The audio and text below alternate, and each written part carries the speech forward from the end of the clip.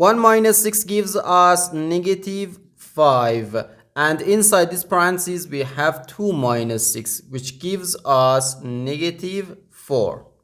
So we have negative 5 times negative 4, which equals positive 20. But this answer is not correct, because according to the order of operations, first we have to do parentheses, then exponents, then multiplication or division, and finally addition or subtraction. Remember that multiplication and division have equal priority and we have to work from left to right. And the same applies to addition and subtraction. So here, first we have to do this parentheses, then this multiplication, and finally this subtraction.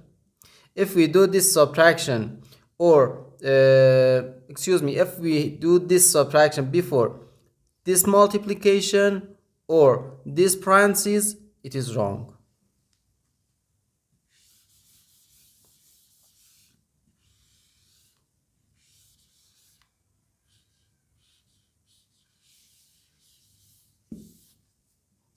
So first we have to do this parentheses. Inside this parentheses we have 2 minus 6, which equals negative 4. So 1 minus 6, then times negative 4. Now we have one subtraction and one multiplication.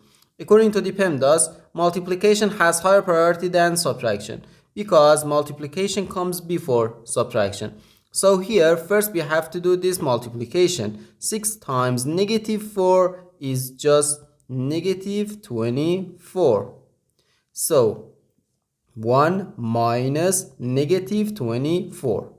Negative times negative gives us positive.